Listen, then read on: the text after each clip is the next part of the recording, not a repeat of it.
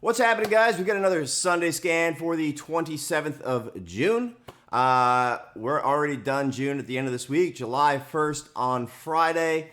4th of July, we've got off. That is my daughter's birthday. And for that week, I'll probably be trying to get off desk as much as I can. Had a simple goal on Friday, get off by noon. I got off by 12:06. So pretty nice action Thursday and Friday. We've been having the same kind of conversation for 2 or 3 weeks in a row on Sunday Scan, where, it's not that there isn't action. There's definitely action. There just is not action where you take it from scan and it starts to go nuts pre-market and it's just an obvious no-brainer A+ setup off the open. It hasn't been like that. It's been hands off. Let's see what happens. 9:45, 10 a.m. plus, I'll start to look for more big picture moves, join those trends, and let that work. That's been the current market. But the past 2 days, we've got that A+ small cap market back where you've got these huge moves and you've got these huge unwinds, which is fantastic. Because if you can get some of the upside on the long side and then, flip to the short side, you've got, both ways, which is fantastic. So that's always a work in progress for me. It's not that easy. I've always tried to, get on the opposite side of the trade after I'm done with, one side of the trade. But easier said than done. Always something that I am continuing to work on. But it is nice to say that A+ setups are back. Market, huge rally. One thing, not to be a bear, but sometimes when these moves happen, you get these huge, rallies and then another rally and then there's this huge squeeze out and everybody gets all excited only to be disappointed. So just have your guard up just in case the market decides like, okay, Friday was just an outlier kind of squeeze, back to reality, and we're, fading off. There's a lot of beat charts. There's a lot of charts that are due for bounces. So, I do trust, this market rally. I do trust the action that's happening, but only until, we start to see, the market fail. And then I want to be, okay, let's have an open bias here and not feel like this chart's faded too much. It has to bounce because, as you guys know, those are the famous last words. So we had some fantastic runners last week. BHAT, sold my long too early, but focused in on when that exchange was happening. So,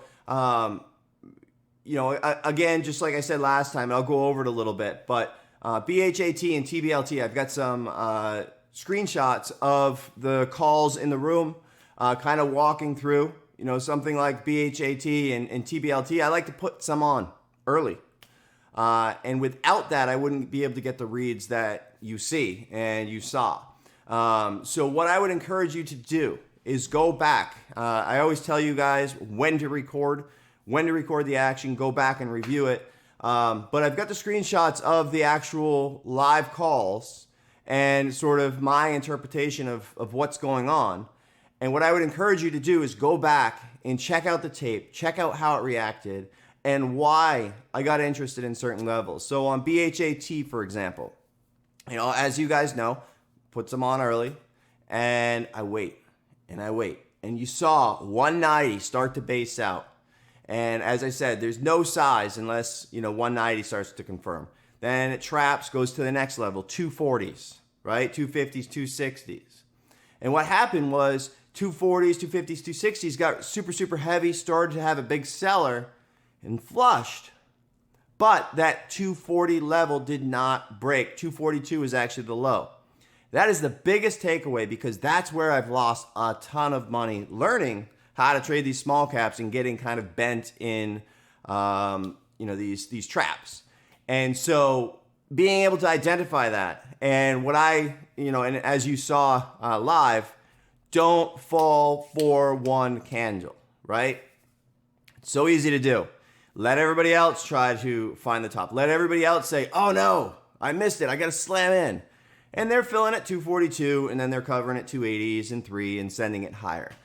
Then identify where the next seller is. So as you see in the action, 340s was a huge seller, hidden. Every time it was getting there, hidden seller, hidden seller, hidden seller. Then, as I said in the room, looking for like a little bit of a goalie pull where they kind of pull it 341, 342, refresh 340s.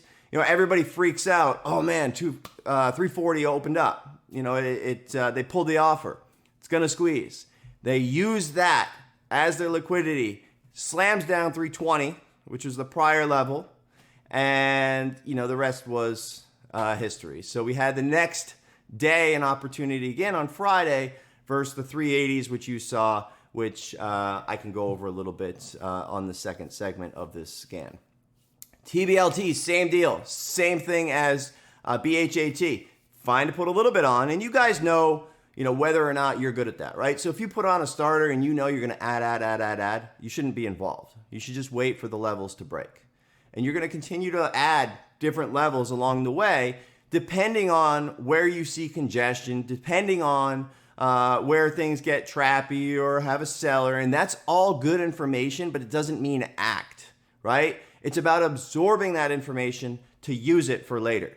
And I think that that's really a difficult kind of idea for people because, they want to get involved, they want to get in there, they don't want to miss the top, they don't want to do this, they don't want to do that. And then they end up getting fully exhausted and miss the entire move. So as anybody in the room knows, that's pretty much my daily kind of discussion on these types is hands off. And if you see yourself trying to figure it out for more than 10 or 15 or 30 minutes, like notice that. I always notice when people are trying to figure out the top and getting chopped up in this little sideways kind of channel. And, when I see that, I always start to go into that broken record, hands off, relax. Wait for it to give us some signs that it's failing versus assume that it has to. And again, going back to BHAT, not falling for that one candle could be the difference between pre-exhaustion and nailing the trade. So before we get into anything else, t-shirt winners, V8 Freaks, Dova Kin, K-I-I-N, Peace Mapasa, and Kim Alanis.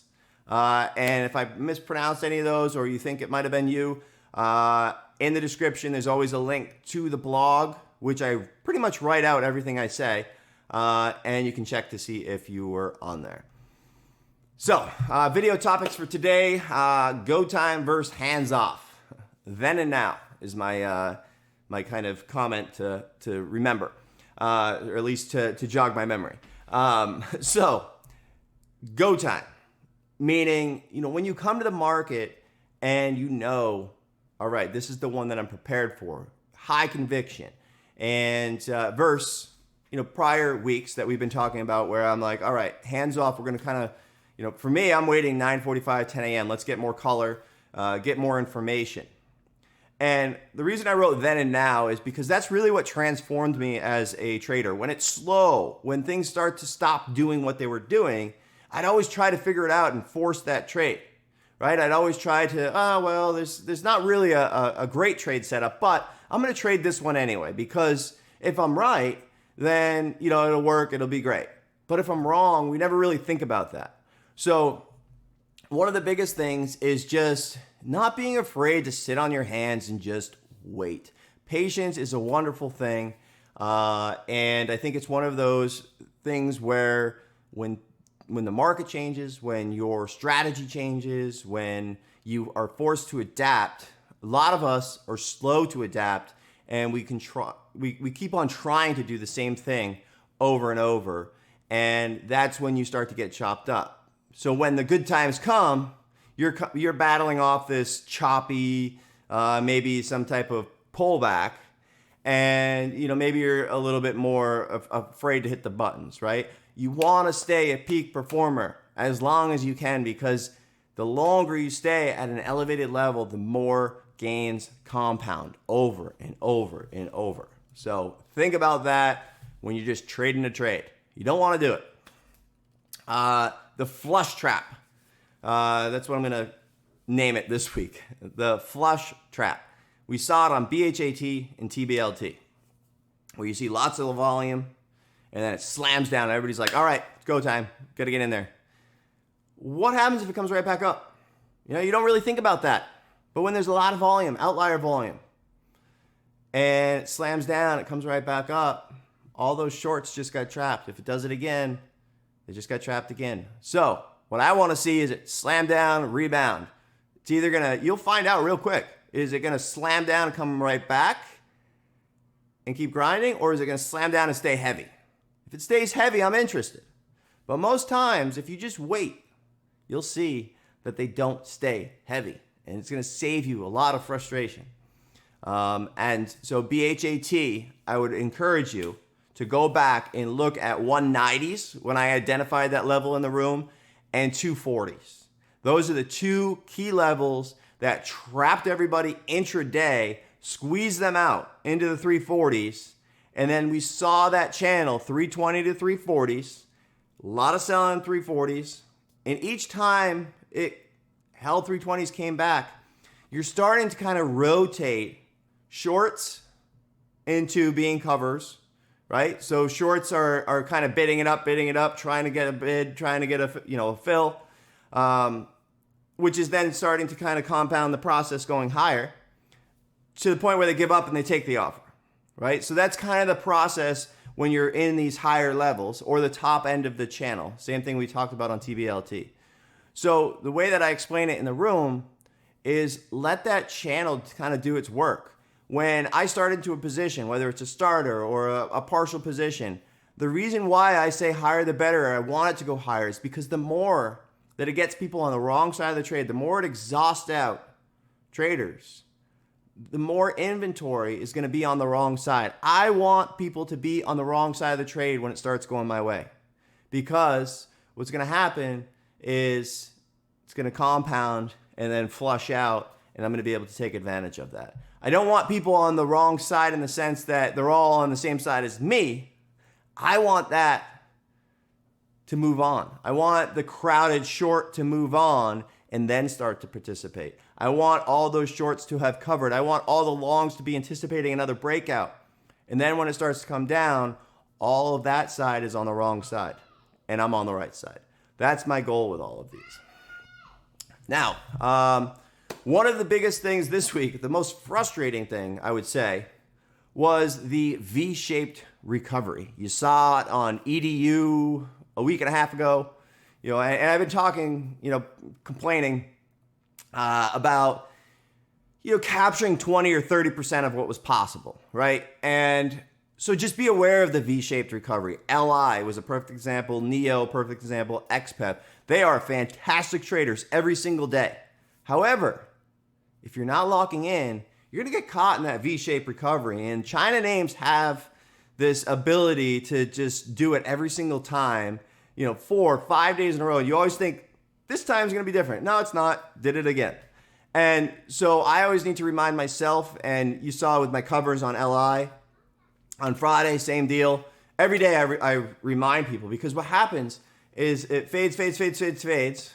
Then it reverses with like a quick swipe. So say it fades $1.20, swipes 30 cents up, consolidates, goes another 20 cents, consolidates, goes another 20 cents. All of a sudden you have this V-shaped recovery. You've got 30, 40, 50, 60, 70 cents of upside, and you were just up $1.20. So it's just, don't worry about missing out on the downside. There is going to be a monster trade on LI, on XPEV, on NEO, but it's not on your timetable. And the higher they go, the better. Think back to Riot. I used the word magnitude, right? And every day it just kind of kept on going. There was a nice short trade every day, and then it came back. Short trade came back. Short trade came back. That's great. One day it's not going to come back, and that's the day that I want to make sure that I'm on my A game and not exhausted from the prior days. That's the day that it's going to pull back $2, $3, $4, and I can use a lot of size. So that's what I want to behave for. Also, understanding that it's sector moves, right? So there's a lot of this EV space that has got a bid right now. So you have to realize that. Because when the sector moves, the money is shifting, rotating into this new sector, they will last and go further a lot longer than you think. And last note I had was magnitude setups, which I think I covered. So we've got a lot of them coming up.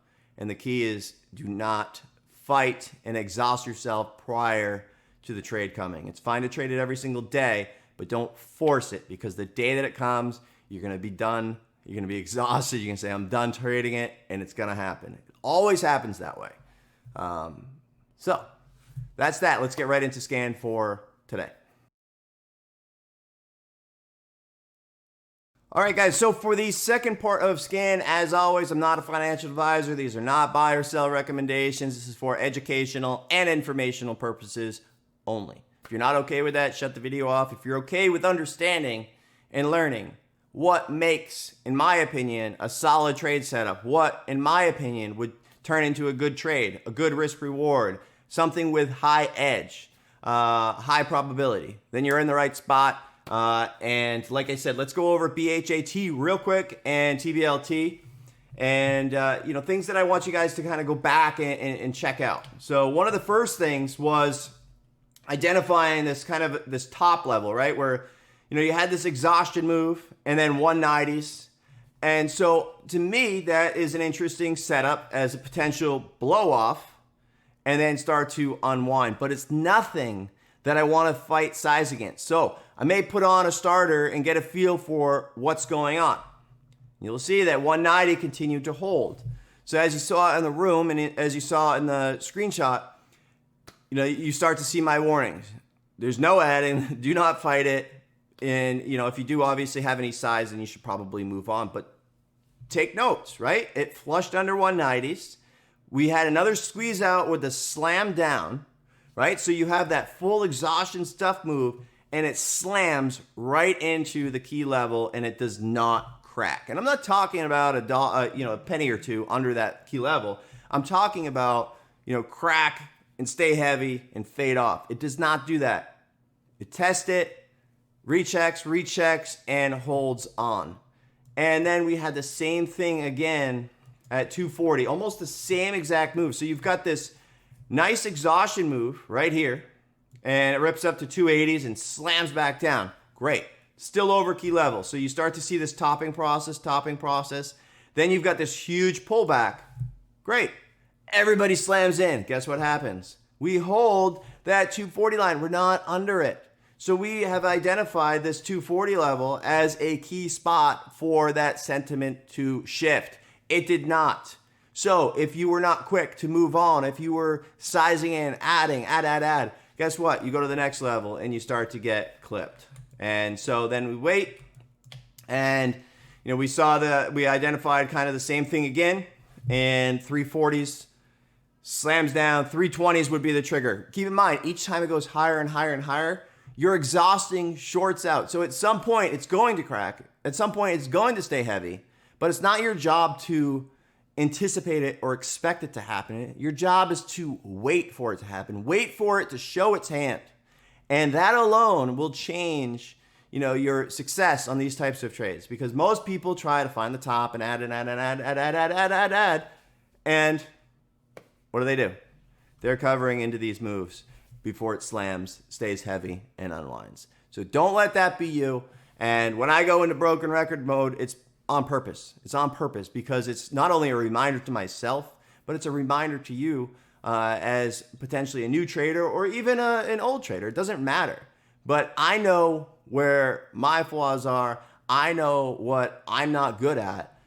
And when I see that kind of stuff setting up, it's a good reminder to myself to behave. And so that's exactly why you saw that. And then as you saw with the timestamps, and if you watch back the video, you can see how that trade unfolded. Same deal with TBLT. Again, just kind of thinking about, letting these things kind of exhaust out and get into that formation, identify that channel. And as I wrote in the room, we've got the 370, 350 channel.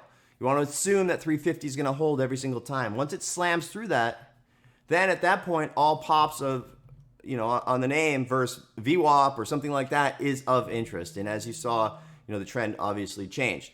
And so you've also got this, line here. You can see a 3 where it's kind of walking down. But what's the common denominator? What keeps on happening? 3 continues to hold right here. So you have to take the signs that you're being given. And if you don't, then you're going to get, run over. You've got the same kind of base. What's the common denominator here, right? 350. So same deal happened over here, but then it legged up. Same deal happened here, then it faded. So now you can act. That's the first time that you get that confirmation.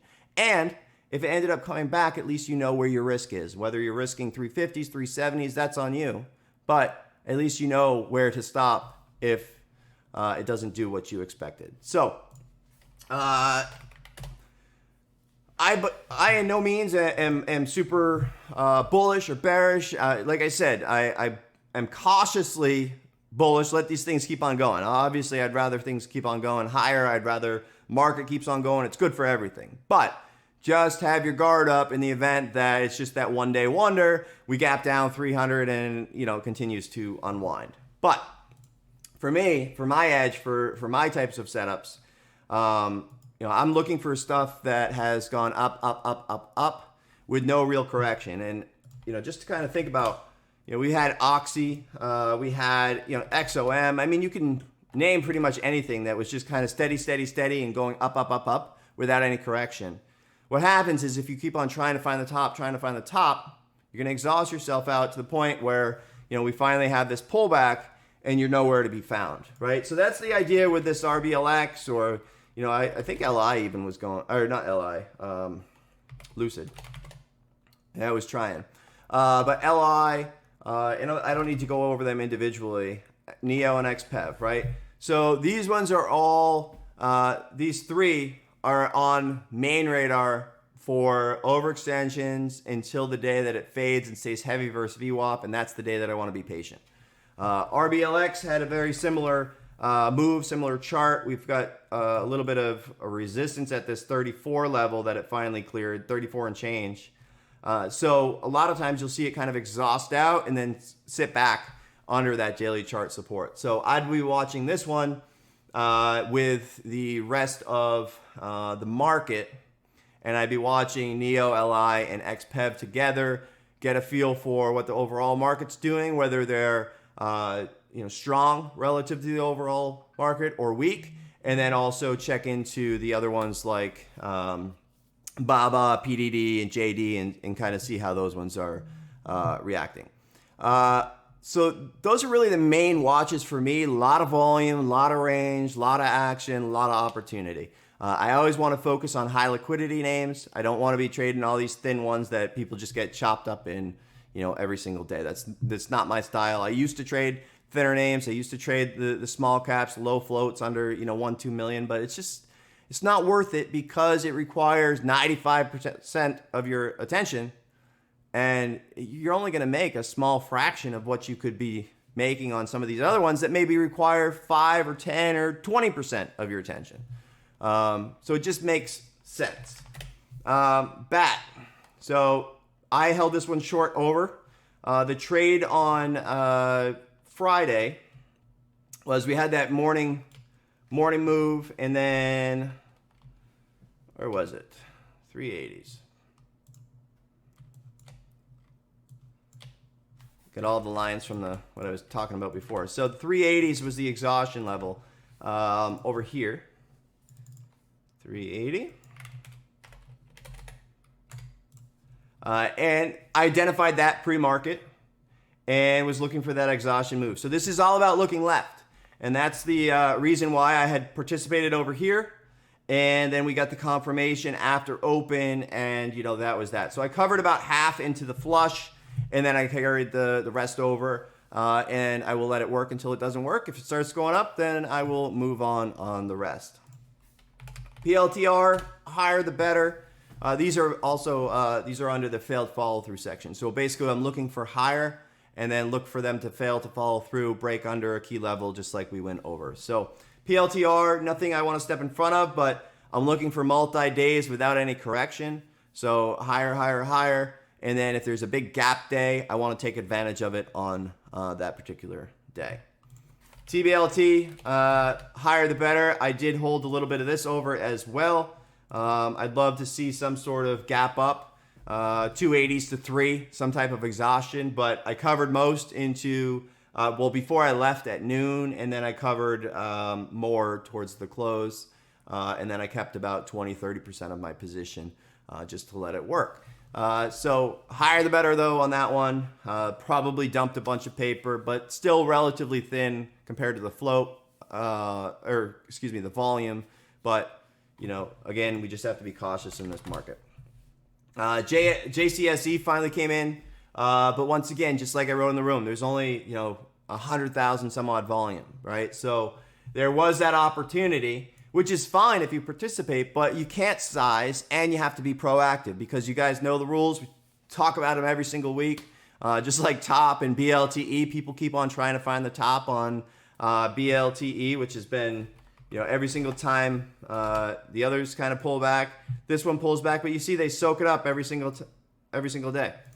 What I would encourage you guys to do is go back and check out UTME and understand that, this thing did actually maintain a trend for months. So, they might have some kind of bigger picture type plan before the ultimate dump. So just keep that in mind. Top continues to be crazy. Finally came in a little bit. I think it finally bought in some of those folks that were complaining.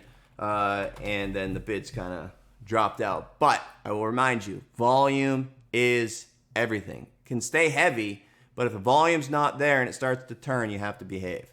BOXD, higher the better. Nice rebound. I bet that a lot of people did not expect this rally, so I would love to see it kind of extend the next couple days. I don't think it goes crazy, but I think it's going to annoy a lot of folks, and then it'll take a get off their radar. I want to remember it after that, just like AUVI, right? AUVI probably annoyed a lot of folks in this range, and then they forgot about it. That's what I'm thinking is going to happen with this BOXD. Other than that, continuation. ADAI came up on scan. No position for me. It's former runner. It's had some volume in the past, and it looks like it had a steady trend, or I guess just late day kind of load.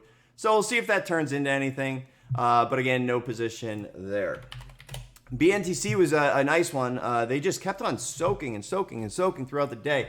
I did not get to see the action later in the day. So I will say that I was impressed. Each time it almost slammed down, they soaked it all and prevented the circuit halt from halting it down.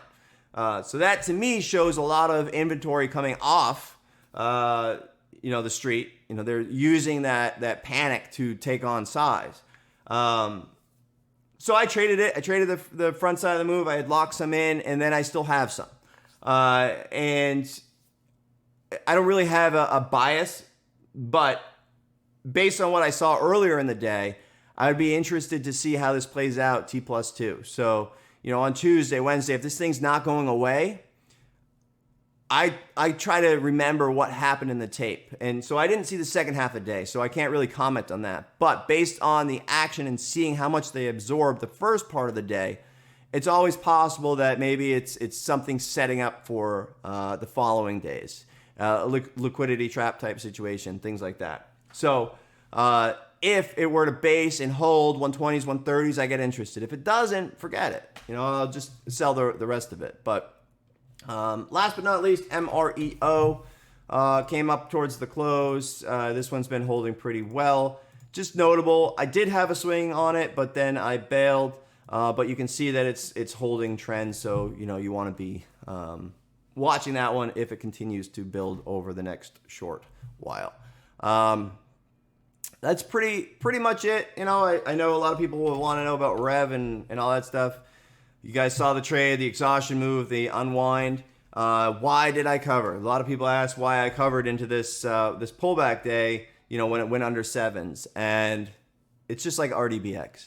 Everybody's doing the same thing. What happens when everybody is expecting the same thing, doing the same thing, and all that kind of stuff? It never does what you expect on your timetable. So I don't want to deal with other people's emotions. I don't want to deal with the crowded trade. I want to take what was the easy trade, right? Where you can size in, get the highly anticipated trade, but forget the rest. Forget the rest. It's not worth it. There's just so much going on right now. You don't need to keep on pushing to try to get every last penny out of this thing, and then you end up risking a $2 move, right? So that's it. We'll see you guys in the room tomorrow. If you guys have any questions, leave them in the comment section. You guys know, leave a comment with the timestamp, your key takeaway. We always appreciate it. But